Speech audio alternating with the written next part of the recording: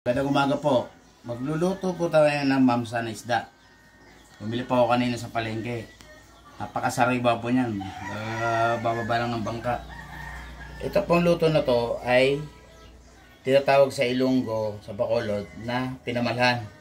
Ganito po ang pagluto niyan. Tuturo ko po sa inyo. Gagamit po tayo ng sibuyas, bell pepper, siling haba, dahon ng sibuyas, luya, dalawang bawang. Isa na po natin ang paghiwa.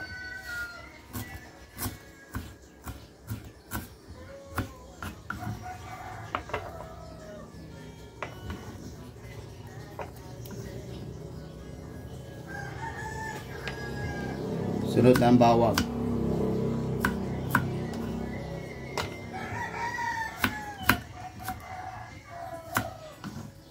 Tawag po sa luto na to pinamalhan.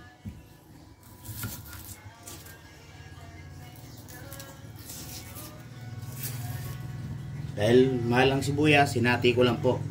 Kasi kaunti lang naman yan. Pandalawang tao lang po yan. Itong mga niluluto ko po ay pang araw-araw namin na ulam to ng mag-asawa. Isineshare ko lang sa inyo kung paano pagluto ng iba-ibang klase sa isda.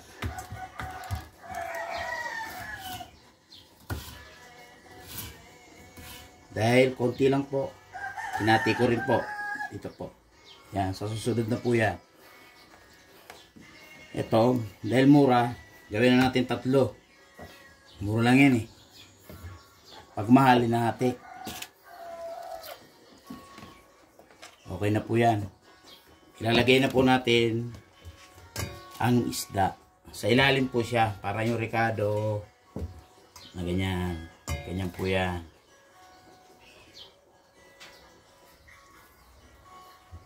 Ganyan po ang paglagay niyan. Napakadali lang po luto nito. Lagyan po natin ng toyo. So, kalimutan. Kung ano dami ng toyo, ganun din ang dami ng suka para pantay siya. Ganyan po. Lalagyan nyo natin ng paminta. Kunti lang, himpi na po. Kasi pagka buo ang paminta, hindi masarap pag nakain yung paminta. Lagyan po natin ng asin. Tansyahan lang po yan. Yung dami ng ng toyo saka suka, ganon din po sa tubig.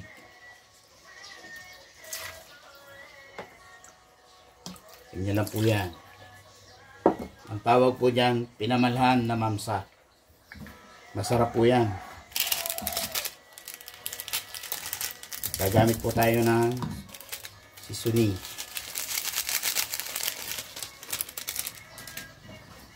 Bale, ito po. Mamaya na ito pag kumulo. Tsaka yung mantika. Sa ulim na po ito. Pauli na po. Ganyan lang po yan.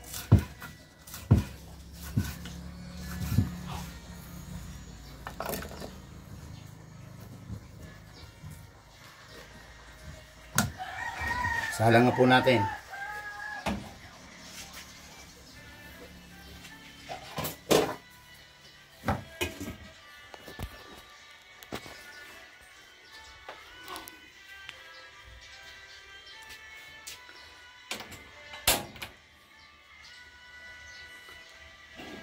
Atin po siyang pakuluan sa mainang apoy. Ganyan po.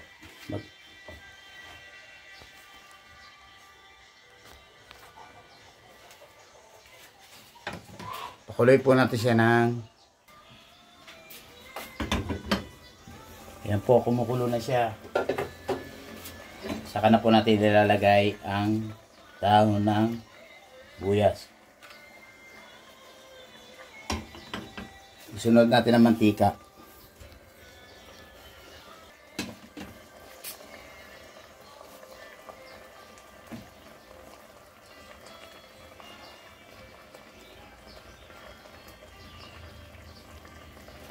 Takpan po natin. Palipasin lang natin ng 5 minutes. Tapos tikman natin kung okay na lasa. Inaalam po nga po eh. Ayan po. Tapos na. Luto na po ang pinamalhan na mamsa. Maraming salamat po. Huwag niyo pong kalimutan mag-subscribe, mag-comment sa aming video. Ituturo ko po ang tamang pagluto. Maraming salamat po.